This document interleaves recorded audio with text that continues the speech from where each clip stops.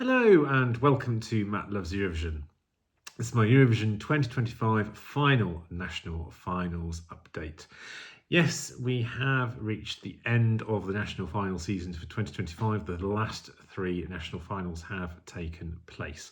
We do still have a few more internal selections to come, but the deadline for countries to submit their final Eurovision songs to the EBU comes imminently. That falls on the 10th of March, which at the time of recording this is tomorrow, but inevitably will probably be on the day or after by the time that you see this particular recording. However, songs don't have to be made publicly available by that deadline. They can be released after, which is why we do have some internal selections falling after that date. Now, before we turn to the actual national finals, we do have a number of songs have been released over the past week, and we've had a couple of artist reveals as well. Now, we already knew who some of these artists were, so we knew the artists for Austria and for Czechia, and they released their songs, or their Eurovision songs. We'd already heard the acoustic version of the Czech song. They released their songs earlier this week. As I record this, or just before I've recorded this, Israel released their song as well. Again, we knew the artist beforehand. But we did have a couple of artist reveals as well. Switzerland revealed their artist, Zoe May, who is going to be their singer in Basel, and she is actually from Basel, I believe. Her song will be released on the 10th of March, so again, by the time you're watching this, that song may already have been released. We also have had, finally, the official confirmation of the worst kept secret of Eurovision national selection season, which is who the identity of the UK artist was, and they are Remember Monday, three-piece girl group from Surrey. And their song, which was also released on the Friday, is What the Hell Just Happened. And I feel that that song title is a very good segue into what happened at the national finals, the final set of national finals this weekend. But before we get to those national finals, please remember to subscribe, ring that notification bell, and like, share, and comment below.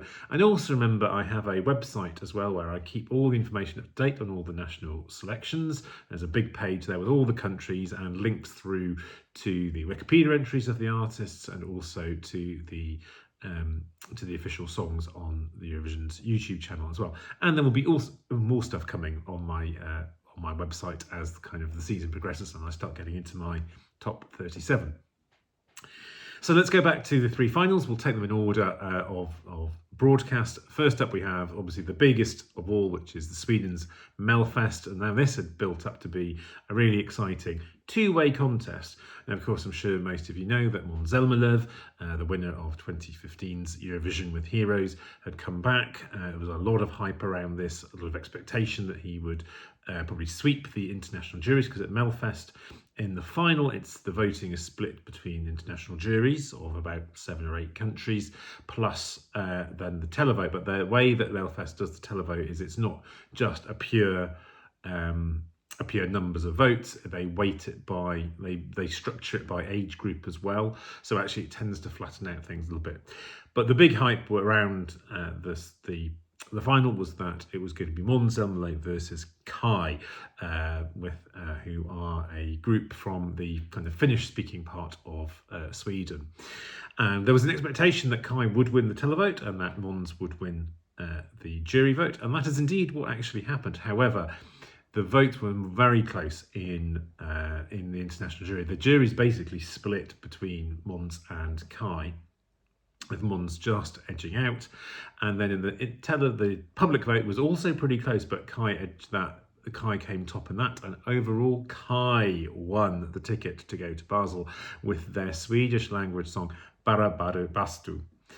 Now, this is all quite exciting because this is the first time that Sweden are sending a song in Swedish since the language change back in 1999. So the last time Sweden sent a Swedish language song, that was in 1998, when basically they had to send a Swedish language song. They've never until now chosen that. Swedish has been sung at the contest in the meantime, but not by Sweden. That was by by Finland. I think that was back in 2012 from someone who was from the Swedish a Swedish speaker from Finland. So that's all good, all great to see Sweden finally returning, and I think that completes the Nordic countries for singing in their own song, singing in their own language at the post '99 contests.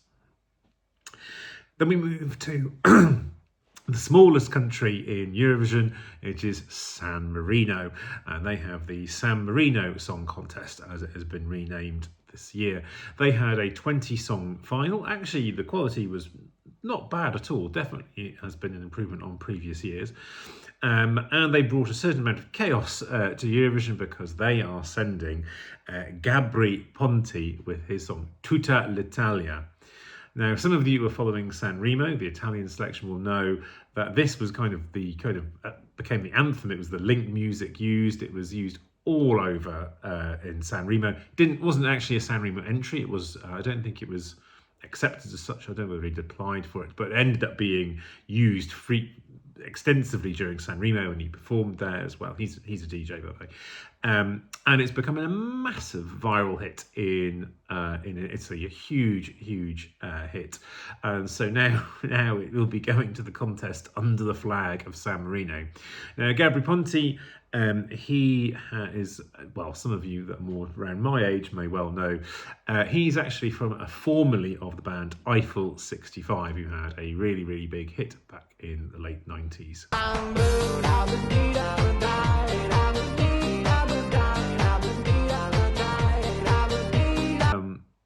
And then on to our very final national final, which tends to be done, it's normally the last national final, which is in Portugal, Festival de Canção, which is very different to all the other national finals. It's got a really chilled out feel, often brings some really quite different music types that you won't see in other national finals. This was a real surprise in terms of who won here. The jury went all over the place, and the televote, well, not so much as it didn't go all over the place, but the televote again didn't. I think it brought back the televote winner people were expecting, but that particular band hadn't scored very well during the jury. So we ended up with a bit of a surprise winner. We had a tie. The jury winner tied with another band, but because the band had got more in the public vote, that trumped the jury vote, and so we have a band called Napa going to Eurovision for Portugal with their song Deslocado. And that concludes the national final season. But we've still got a few more things still to come. As I said, we've got the Swiss song coming up. That is, but as I say, by the time you see this, that may already have been released.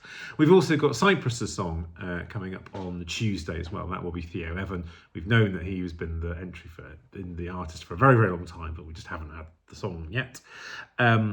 We will also get, or we have had already, a revamp from Montenegro, and I think we are getting a revamp from Spain. I'm not sure when that's being released, but I imagine that's within the next couple of days.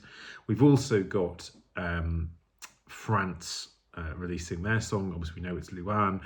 That's going to be publicly released for the first time in the interval act during the final Six Nations rugby match for France.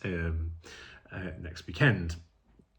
And then we have Georgia, which we know nothing about. Well, certainly not at the time of recording. You never know. Some of the news might pop up tomorrow just after I've edited and posted this. By the moment, we know nothing about Georgia. There is a big question mark over Georgia, because I'm sure those of you following the news will know Georgia is going through a lot of political instability. They've had they've had about 100 days of protests against the Putinist government that has come into power, or that has sort of taken power. And you do wonder whether or not entering the Eurovision Song Contest is necessarily high in priority. But yes, let's see. That should be coming out in the next few days, I would expect. And we've also got one last thing, but I will come on to that as an extra session, and it'll be a little bit of a rant about what's been going on about the Maltese entry. So if you want to listen to that, feel free. Otherwise, yes, I hope you enjoy the last few song releases. So yes, Malta are having to change their song at the request of the EBU, because I'm sure you know the Maltese song, which is called Kant (brackets singing), but in reality the chorus line goes serving cunt. That has had an objection from the EBU, and according to earlier this week, the Maltese delegation plus the Maltese media, I think it was the Times of Malta, basically said that they had been told and that they had to change the song. They had to change the song title and that part of the song, and they were very shocked about this, and etc. etc. I can certainly understand there being a bit of a shock that it came so late. I don't think it's an awful lot of shock that this has caused an issue. In the past, where you've had songs that have got swearing in English songs, they've had to remove them. So I think Isaac from Germany last year had shit in his song, and with the word shit in a line, and obviously changed that. So it's not totally inconsistent. I mean, I suppose the point is that they would say that this is in Maltese. However, the rest of the song is in English, and it's very, very clear what it's meaning. But that aside, they had suggested that this had come from a complaint. Again, it was insinuated, again, no evidence given, that they said, they thought it was probably from an EBU member, probably the BBC, most likely the BBC. Just this insinuation was enough to obviously kick off a lot of the fandom, of course, but also it kind of kicked the UK media into action, because they never missed an opportunity to give the BBC a good kicking, and ultimately culminated in Marino and Conte being interviewed on the BBC programme Newsnight. BBC is very good at introspection and covering stories about itself, probably more critically than even other sites, even though there was no particular evidence of this. Now, this, I'm not so sure about serving cunt, but certainly I feel this was, and I credit to my friend Ben for this, serving disingenuous, because the main complaint was not about, or hasn't mainly been about, the timing there. And I think that would be, I think there's a genuine complaint or a grumbling that could be had that this has come quite late in the day. Again, not apportioning any necessarily blame to the BBC, because the BBC hasn't either confirmed or denied that they were behind this raising this issue.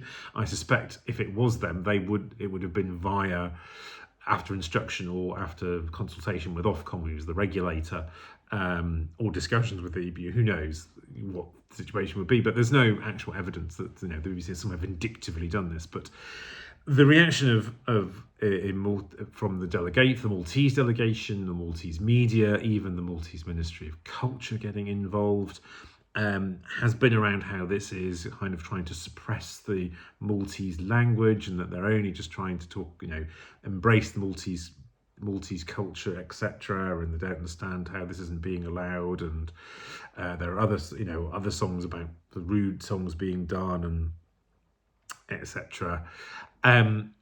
However, I feel this is, it is disingenuous, because that song is written entirely in English, and the whole point of the song is around to say serving cunt, which works very well in amongst certain demographics in terms of I understand that and appreciate and love it. But yeah, that's not going to necessarily fulfil the requirements of a program going out in prime time to kind of a multi-age and multi-family audience. I felt quite frustrated with the tactics. It feels like some of these are classic right-wing populist tactics, or populist tactics, not necessarily right-wing, but populist tactics, where it's the gaslighting about what the truth is.